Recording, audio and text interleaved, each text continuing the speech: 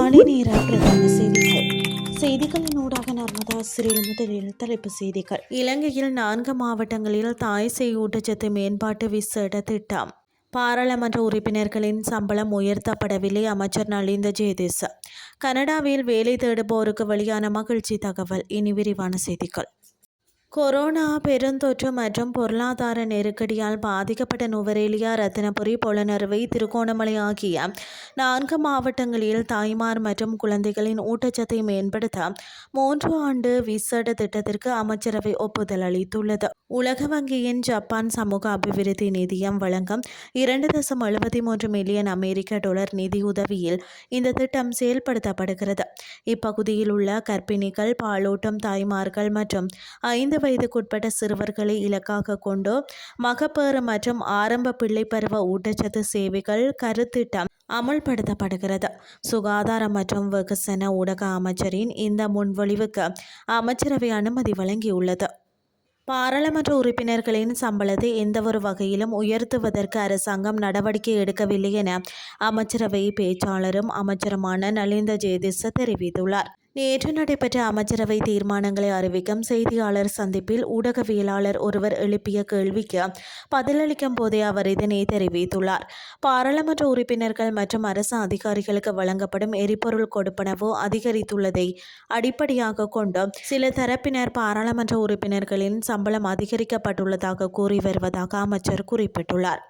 எனினும் பாராளுமன்ற உறுப்பினர்களின் சம்பளத்தை 50,000, 60,000 அல்லது 1,00,000 ரூபாய் என எந்தவொரு தொகையாலும் அதிகரிக்க அரசாங்க நடவடிக்கை எடுக்கவில்லை என அவர் தெளிவுபடுத்தினார்.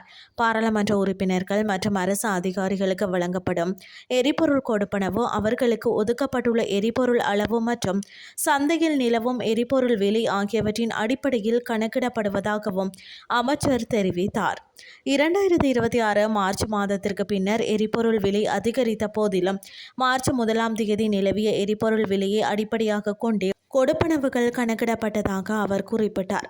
மார்ச் முதல் ஜூன் வரையிலான காலப்பகுதியில் நிலவிய அதிகரித்த எரிபொருள் விலைகளின் அடிப்படையில் கொடுப்பனவுகள் கணக்கிடப்பட்டிருந்தால் இதைவிட அதிக தொகை வழங்க வேண்டியிருந்திருக்கும் என்றும் அவர் கூறினார். இந்த நடைமுறை தொடர்பான சுற்றறிக்கை ஜூலை 1ஆம் தேதியுடன் முடிவுக்கு கொண்டுவரப்பட்டதாகவும் அதன் பின்னர் சந்தையில் நிலவும் எரிபொருள் விலையின் அடிப்படையில் கொடுப்பனவு கணக்கிடப்படும் எனவும் அமைச்சர் நலிந்த ஜேதிஸ் தெரிவித்தார். இதன்படி எரிபொருள் விலை அதிகரித்துள்ளதால் கொடுப்பனவில் மேலதிக தொகை கணக்கிடப்பட்டுள்ளதே தவிர பாராளுமன்ற உறுப்பினர்களின் சம்பளம் அதிகரிக்கப்படவில்லை எனவும் அவர் மேலும் வலியுறுத்தினார். இனி வெளிநாட்டு செய்திகள்.